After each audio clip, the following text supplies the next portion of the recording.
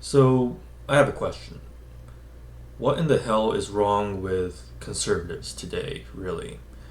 So, we have Charlie Kirk here saying that you should get married as young as possible and have as many kids as possible, period. Reject the siren song of modernity. This is in his Turning Point USA. Uh, what the hell is this? AmFest 2023, I think it is. And then we have this doofus saying, young men, if you want to be an immovable mountain, if you wish to be a strong alpha, I beg you, find a woman, get married, have more children than you can afford. So, what kind of horrendous advice is this coming from the conservatives today? Let's go back to the first one and dissect it a little bit. So, getting married as young as possible.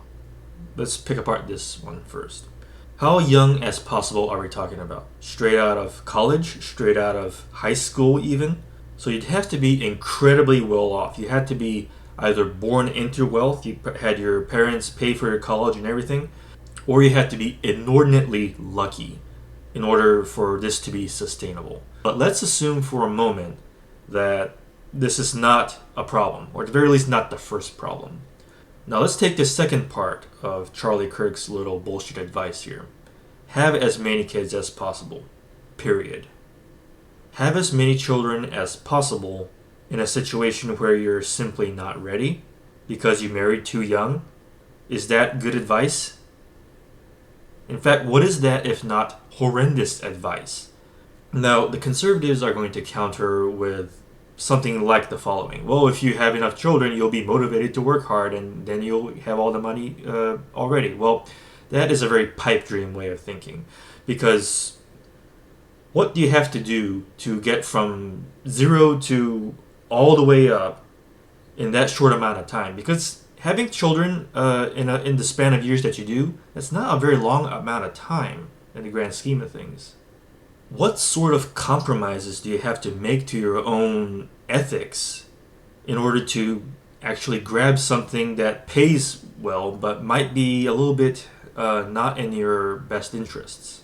Like, for example, do you go along with a company's bad policies just so you can keep on making that money? Because we're not in a situation right now in which we can just choose whatever company we want to work in and just have at it. It is incredibly difficult in this day and age, and probably for the longest time, to stick to your principles and basically never have to compromise them. It's incredibly difficult, is what I'm saying.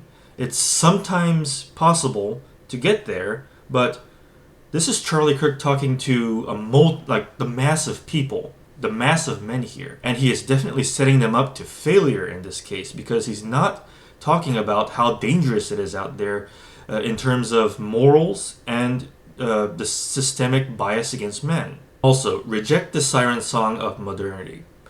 This is laughable because he's just, in essence, saying choose our siren song instead. The siren song of traditionalist women wanting to rule their lives and stay at home and be worshipped. Now let's look at this Benny Johnson one. This is possibly even worse. So, first off, this being a strong alpha shit is totally laughable. He immediately follows it up with find a woman, of course. In essence, this means live for women, be sure you meet women's approval, exist for women. If you were to try and test me as to what kind of person said this, I can't tell you whether it's some kind of PUA fake red pillar or a tradcon like Benny Johnson. This is why this whole alpha shit is basically a scam. And I hate using the word beta so unironically because that's really giving credence to the whole alpha shit. But for lack of a better term, how beta is it to, say, get married in this day and age? How much of a simp do you have to be to meet the standards of marriage today for women? But this is the big serious offender here. Have more children than you can afford. You conservatives realize that There is such a thing as not the right time to have children. Your living situation may not be so good. Your financial situation is not something you can help right now, even though you're doing your best. Perhaps you're in a situation where the wife also has to work a little bit, and you both make ends meet and work together. We're talking about the realm of actually healthy marriages here, in spite of everything wrong that's going on today, which we can't pretend is not happening. But entertain the idea that this is a marriage that has potential. Let's pretend that it's a functional one. If you have, let's never mind more children than you can afford. Having one is an undertaking. Having the second one is a bit more of an undertaking. And what is this guy trying to say? Have 7, 9 children? Look, this was viable for farmer families back in the day, perhaps, because they didn't have the whole system stacked against them to do it. It was actually advantageous for them to have these children, and often having these children tended to have a purpose, so they can actually help out with the farms and so forth while they're children, while they're attending schools. But you can't ignore the modern world just because you want to reject the siren song of modernity. And I realized that I completely skimmed over that part. I just made some comment about Charlie Kirk's own siren song for his particular fertility cult. But here's the thing. Modernity was made by men. Everything awesome we have right now, that modernity is made by men. Everything bad about the modernity was made at the behest of women. But it requires more nuance than just to simply say, reject modernity. You benefit from modernity, each and every one of you, each and every conservative. Look at this bullshit platform. Look at the modernity that enabled that. Enabled us to see this through our computers and our phones. Imagine this modernity that is misused in this way to reach out to gullible men being set up for absolute failure because they take these idiots seriously. Talk about biting the hand that feeds, right? The more grateful we are for modernity, I think the better we would be able to filter out the bad aspects.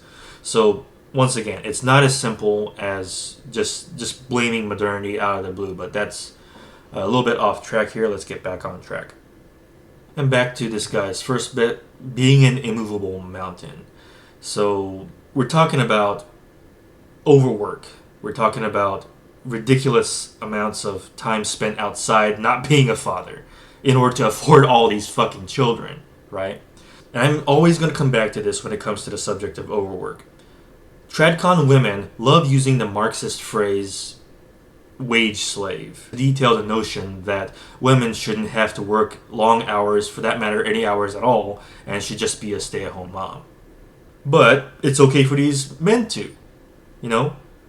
They'll leave these men if he's not around the house and being a father enough. But then if he stays home, then he's not working and he's not earning anywhere near to the required amount to sustain these children, to sustain that family. And those idiots, those abject morons in Turning Point USA, the Charlie Kirks, the Benny Johnson, where the fuck he is, you know, all these people, the Daily Wire morons, they don't care about these stipulations. Perhaps something responsible they could be doing right now is to say that the tax burden should be lifted. So maybe they can have some semblance of ability to sustain a larger household in these modern times. All these tradcon bitches and the tradcon sons of bitches, they keep saying red pill advice is not good.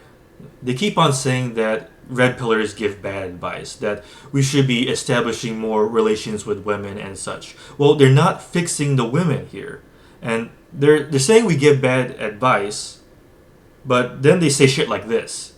I've said this before in a different video, that conservatives are basically asking to be irresponsible. It's the legal state-sanctioned version of irresponsibility, because the state's got it covered when the marriage fails, and they'll be supportive of the ex-wife in this situation. All this has proved is that just because you're married doesn't mean you can't make the same irresponsible decisions. If marriage were a good thing for men right now, imagine still rushing right into it. The same sort of people who would decry casual sex and the idea that you would actually engage in such an activity with barely knowing the other person, they are saying in turn that it is okay to barely know the woman that they are going to marry. And yes, some people are going to mention the whole arranged marriage thing, but I don't much care for that argument because it is an appeal to societal obligation and not something that an individual does for himself. Just figured I'd mention that one. I'm not going to talk at length about it because somebody is going to probably mention it in passing, but I just don't much care for it because the circumstances of our lives are just too different for that right now.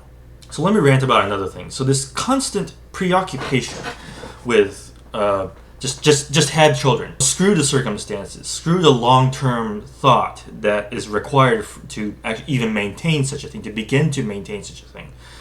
Just have children. Just have a family. Sign a government contract because that's what marriage is. It's a government contract. Rush into marriage. Rush into having children. This has nothing to do with raising children properly.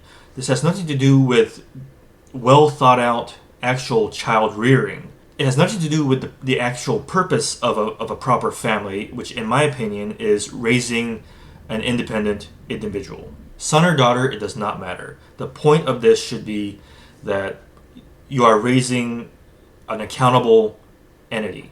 And if all you're saying is just crank out children just because you want to save Western civilization or whatever, then these children are just tools to you. You're only making children just to sit back and make a statement. It's just status seeker bullshit. Hey, look at me. I am this alpha that did everything a woman told me to in order to win her approval, and I have all these children. Look at me. I work myself to death, and that makes me a better alpha man. Oh, you're not married? You must be a beta incel. Oh, women don't like you? You must be a beta. Because, women's approval is something that we have such high esteem for, right? Now imagine how much gynocentric posturing and gyneolatry, woman worshipping, that it takes to earn a woman's hand in marriage, so forth. Then imagine this constant emphasis on making child after child after child as if it's its own endpoint. This is disturbingly close enough to a semblance of a fertility cult, like a conservative fertility cult. Basically, sacrifice your passions, sacrifice your desires, sacrifice your vision, give it all to a woman to have a multitude of children. This sounds too much like a fertility cult for me to not call it that. And we're not getting any... The tradcons, on the other hand, are alleging to be the antidote to this. Well, if they are, then there's not a moment where they don't deserve criticism when they absolutely need it. These psychopathic preachers of irresponsibility are the ones we have to go easy on. We can't just keep on excusing this. We can't just keep on saying they don't know about the family court system or how men are treated unfairly in every possible way because they are against men standing up for themselves. They've said it. They said, stop whining, stop organizing, stop complaining. They don't know? No, they know. They know every well just as much as Ben Shapiro knows that circumcision is actually harmful. He knows, and yet he advocates for it anyway. It's kind of the purpose of the whole thing. It's his rationale. And that's the standard by which I judge the tradcons. They know that they're setting men up for failure. Just for some attention, just for some status, and just for some money.